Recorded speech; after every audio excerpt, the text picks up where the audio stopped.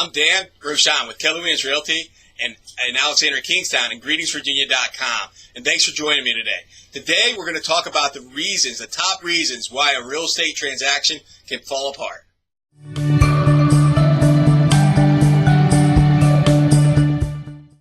Thanks for tuning in again and welcome back. Before we get started with our topic today, I want to talk to you about if you're in the market to buy a home, click on this link here in the blog that will allow for you to have access to homes that are currently on the market. And if you're in the market, if you're thinking about possibly selling your home or even want to know what your home may be worth or even what your neighbor's home may be worth, click on the instant home value and we'll be able to go ahead and get you some great market information here relatively soon. Now, what makes a real estate transaction potentially blow up? Now, I get asked this question many times, when I'm consulting clients.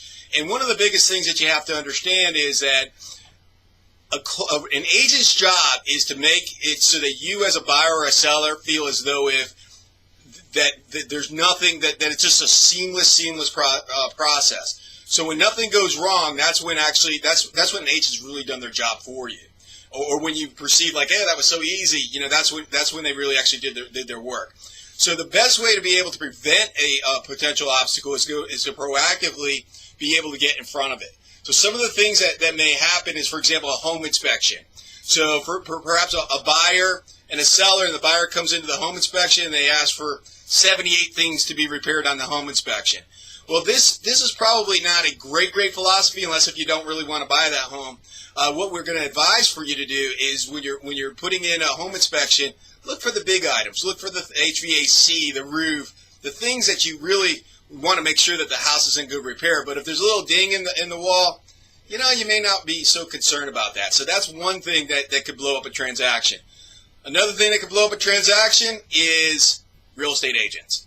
Okay, so from time to time, and when I'm consulting other real estate agents, I'm always teaching and consulting to say, listen, you are not a primary principal in this transaction. You're representing, you have a fiduciary interest to the party, your seller or your buyer, and do not get emotionally involved in this. So too far often do I see real estate agents that actually sort of get in the way of their client's interest. So you want to make sure that you're hiring the right real estate agent to be able to take care of your needs.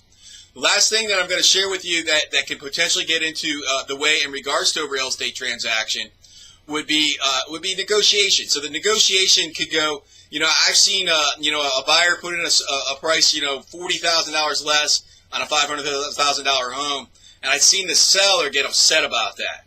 Now, as your fiduciary, when I'm representing you, what I'm going to recommend to you is to say, listen, I understand that this offer is not the best offer. Let's negotiate it. Let's give them a counter offer, because you never know what may happen. My job is to get you the highest profit, to get you the greatest return for the value of your house.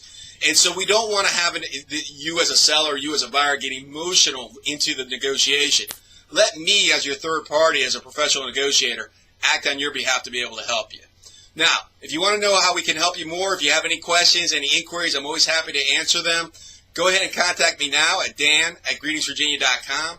That's dan@greetingsvirginia.com.